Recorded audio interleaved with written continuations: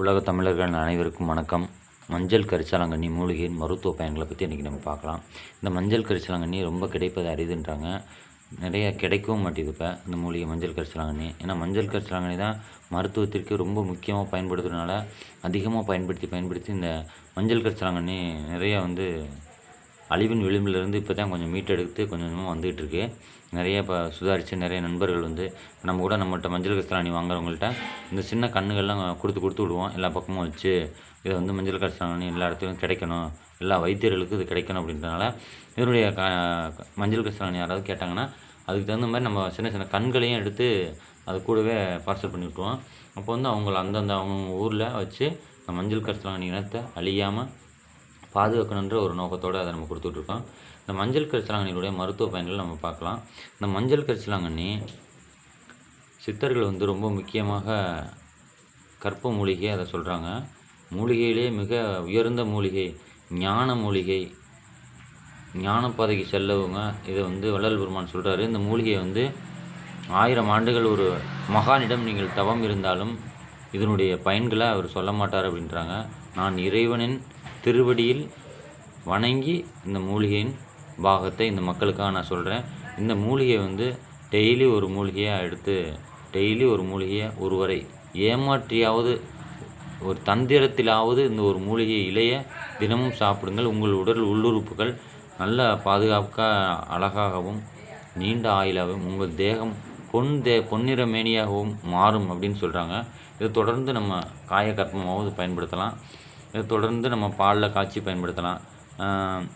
இந்த கரிசலை நம்ம அதிகமாக எதுக்கெலாம் பயன்படுத்தலான்றப்ப தொண்டை கம்மல், காமாலை, குட்டம், வீக்கம், பாண்டு, தந்தரோகம், தேகத்தில் பொற்சாயலை ஏற்படுத்தக்கூடிய ஒரு அற்புதமான கற்ப மூலிகைன்னு சொல்கிறாங்க.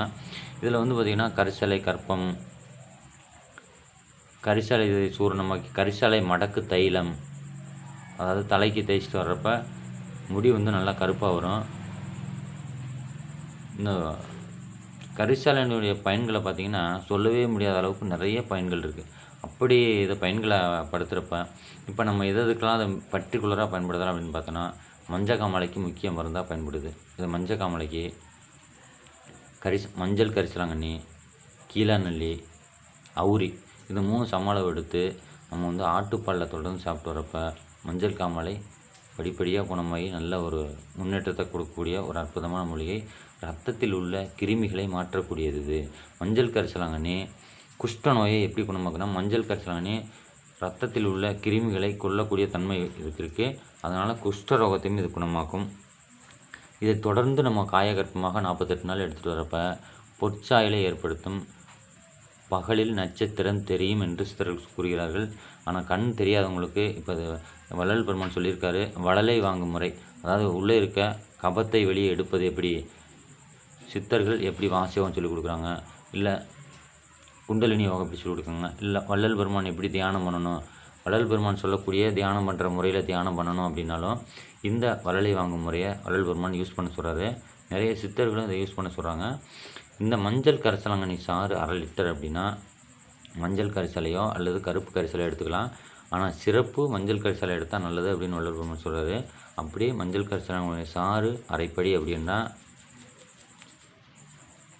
சுத்தமான பசு நெய் அரைப்படி ஊற்றி நீர் சுண்ட எரித்து காய்ச்சி எடுத்து இதை ஒரு பெரு விரலில் நகங்களெல்லாம் நீட்டாக கட் பண்ணிவிட்டு அதில் எடுத்து உள்ள அண்ணாக்கில் வச்சு தேய்க்கிறப்ப கபம், சளி போன்ற கபங்கள் அனைத்தும் வெளியேறும். அப்படி வெளியேறிட்டுனா நம்மளுடைய 10ஆம் வாசல் திறக்கும்.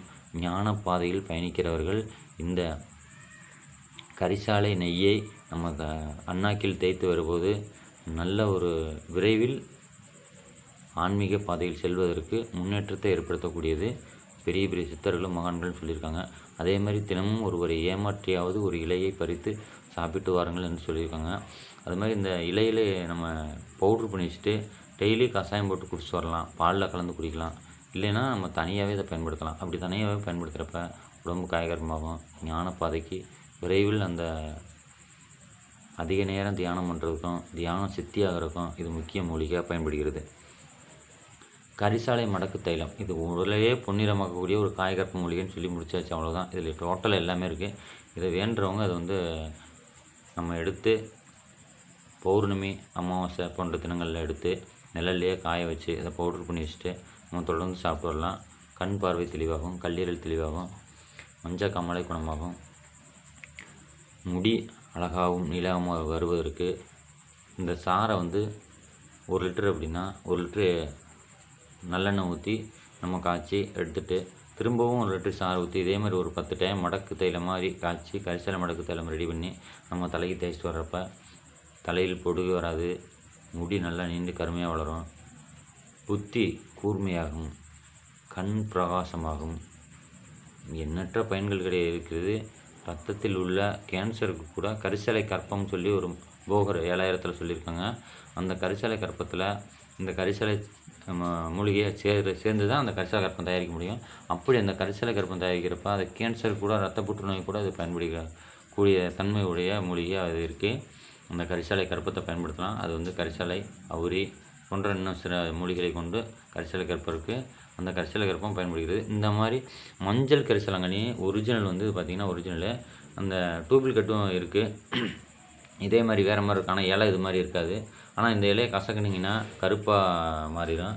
பாருங்கள், மஞ்சள் கரிசலாங்கண்ணி பூவு வெள்ளை கரிசலாங்கண்ணி பூ எப்படி இருக்கோ அதே மாதிரி தான் இருக்கும். நிறைய வைத்தியர்களுக்கு இதை இப்போ வந்து நம்ம வந்து பார்சல் பண்ணி அனுப்புகிறோம். ஏன்னா நிறைய வைத்தியர்கள் இது கிடைக்கலன்னு சொல்கிறாங்க. அப்படி கிடைக்காத மூலிகைலாம் ஏதாவது சிவகரந்தை, கொட்டக்கரந்தை, மஞ்சள் கரிசலாங்கண்ணி போன்ற அரிய வகை மூலிகை எல்லாமே நம்ம நிறைய வைத்தியர்களுக்கு வந்து தேவைப்படுறவங்களுக்கு நம்ம அனுப்பிச்சி வைக்கிறோம். இந்த வீடியோ பிடிச்சிருந்தா லைக் பண்ணுங்கள், ஷேர் பண்ணுங்கள், சப்ஸ்கிரைப் பண்ணுங்கள். தேவையான கால் பண்ணுங்கள். இந்த மூலிகை நீங்கள் வாங்கிக்கலாம்.